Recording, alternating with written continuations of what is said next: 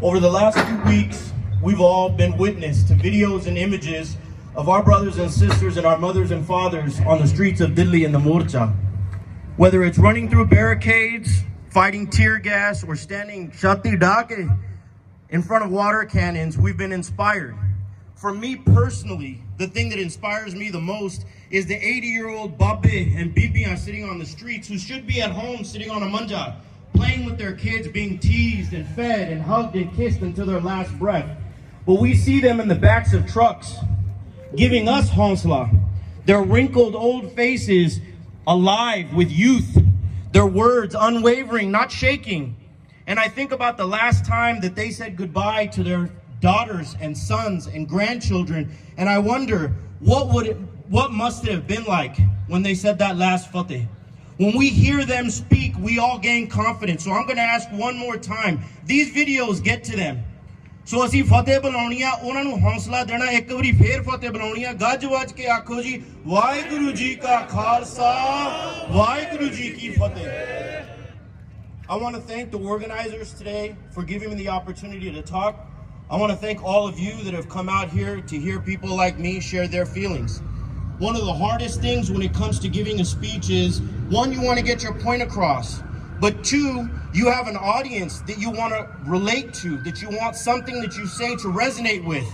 And all of us have come here and we've all experienced so many different emotions over the course of the last 2 months and especially over the course of the last week.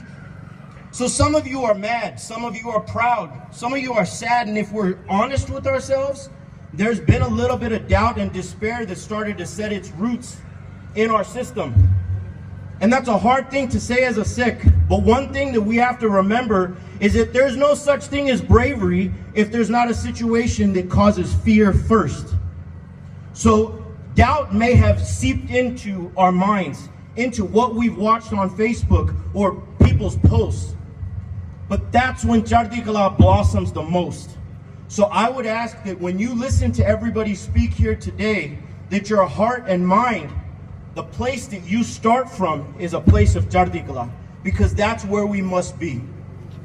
And before I talk about the nitty-gritty details of the Morcha, I want to talk about something that's been a subject, that shouldn't be a subject, but has been a subject of debate since November 26th, and that is, should we say that this Morcha is guided by Sikh ideals or not?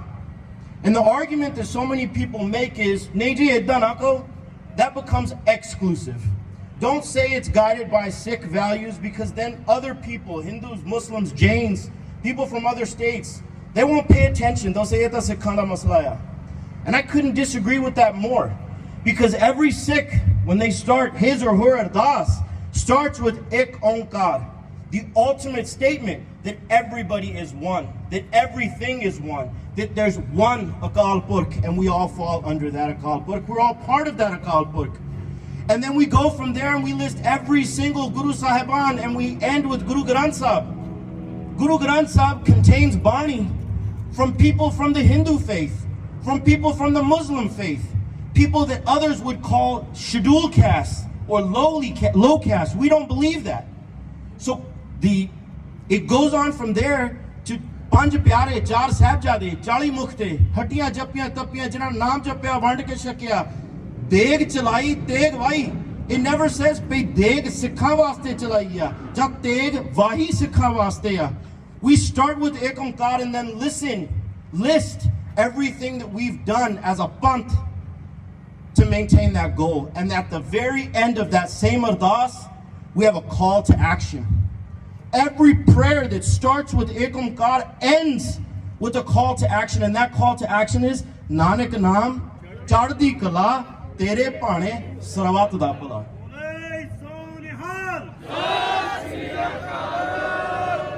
So by its definition, any Morcha that is based in Sikh values can never be exclusive. It will always be inclusive. And I challenge anybody to find a Morcha that has been guided by Sikh principles that has ever been for the Sikh Panth solely. It has always been for every man, for every downtrodden person. So the magnitude of this Morcha, you want to talk about the magnitude of this Morcha for Punjab. A lot of people will say, gee, MSP di gal liya. No. That's one small, maybe 1% of what this is about. Where did we get our land? Don't get fooled by these songs about this Jameen was given to us. The order to plow these lands was given to us by Guru Nanak Dev Ji. When he said, Kirta Karni and Vandike Shakana, he told us what to do with the land and then what to do with what we grew on that land. And then it was Guru Gobind Singh Ji who sent Banda Singh Bahadur and said, Zalam Hukumat to eh Jameen kho ke inanu deo. Empower the people so that they can take care of one another, and that's what's happened, and that's what's continued to happen. And today, the Modi regime, that's what they want to reverse. They want to take it back from Guru Nanak Dev Ji's Sikh. They want to take the ability for us to do kirt and vandike shakana and give it to big corporations, and we can't allow that to happen. Not for Punjab, but we can't let that happen for India. Because we stand for everyone, Sarvat Tapala, it's our duty to make sure that there's not a single farmer in India that loses his land. Whether he's from MP, whether he's from UP, whether he's from Maharashtra, wherever he's from, it's our duty to make sure that that person is able to make a livelihood. That is our...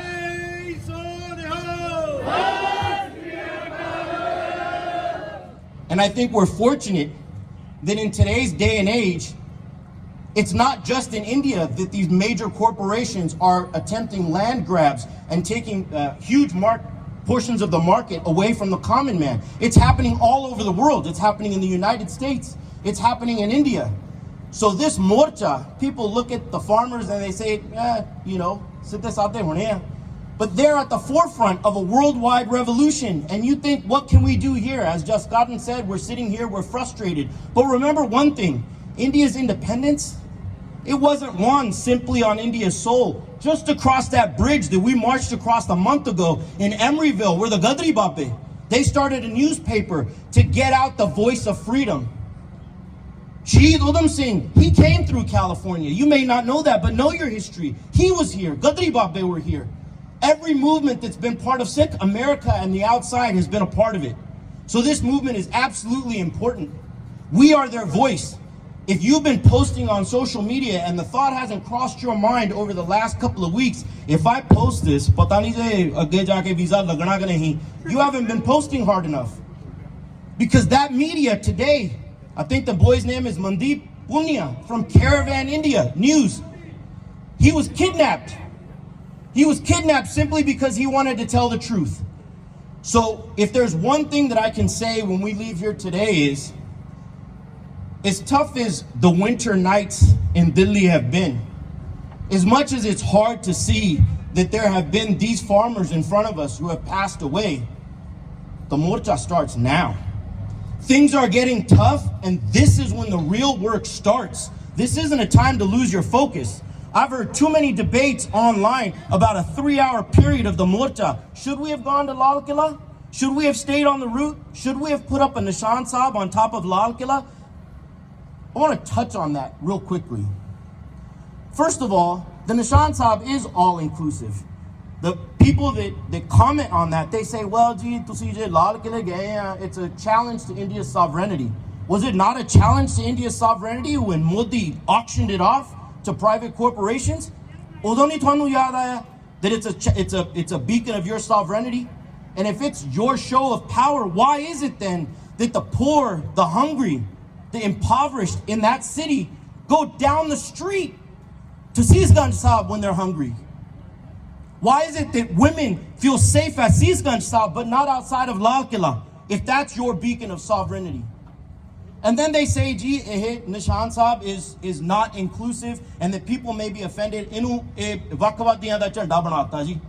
people say, people will take it wrong. Nishan Sahib kida hai? Sadda hai, kauna da hai? Sadda hai. We define what the Nishan Sahib is. Let them think what they want.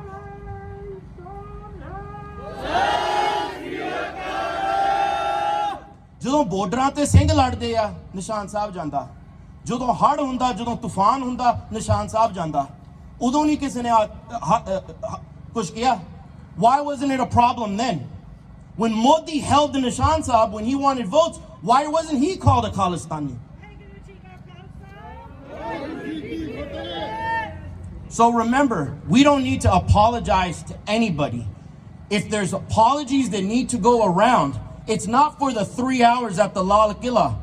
First, they need to apologize. ਜਿਹੜੇ 5 ਮਹੀਨੇ ਸਾਨੂੰ ਮੋਰਚੇ ਤੇ ਬਿਠਾ ਕੇ ਰੱਖਿਆ ਪਹਿਲਾਂ ਉਹ ਮਾਫੀ ਮੰਗਣ ਫਿਰ ਦੇਖਾਂਗੇ ਜੇ ਅਸੀਂ ਲਾਲ ਕਿਲੇ ਦੀ ਅਸੀਂ ਮਾਫੀ ਮੰਗਣੀ ਹੈ ਕਿ ਨਹੀਂ.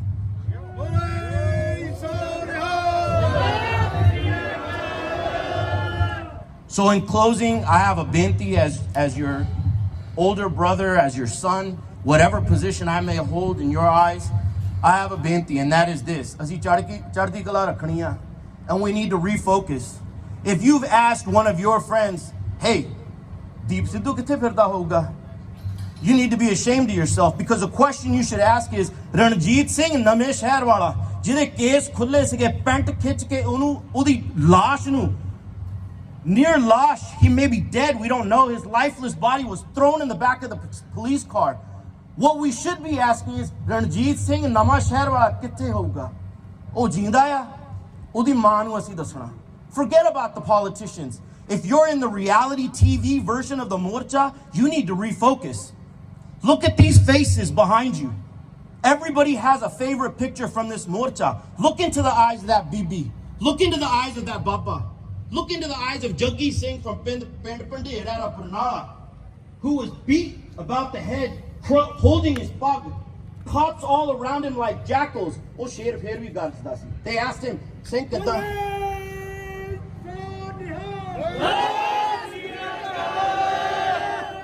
They asked him, how are you doing? He said, Chardi Kalaya. And he looked around and he saw that the police were there, blood in his mouth, blood dripping from his case. And he said, hey, Marnali Kaumani. So when you have a question that today, did I do right by them? Was I the voice of the farmers? Did I do enough? Did I speak out loud enough for those farmers? If the answer is no, I could do better, remember one thing. Yesterday, Jaggi Singh was beat, bleeding from his head. And today, the people on the ground said, Jes tarah ho kal Singh langar de vich langar banaunda si te shakaunda si, he's right back there. So every morning, wake up with that same dedication. Look him in the eyes, refocus your passion, and realize that you have an absolute voice. You have a duty as Punjabis. You have a duty as a human being to stand up for those people in Punjab. You have to understand that their morcha is not simply a Punjabi morcha. It's not simply an Indian morcha. It's a worldwide morcha to make sure that the common man is not exploited by these large corporations. मैं तो कुछ किया होवे तो मैं माफी चाहता वाहिगुरु जी का खालसा वाहिगुरु जी की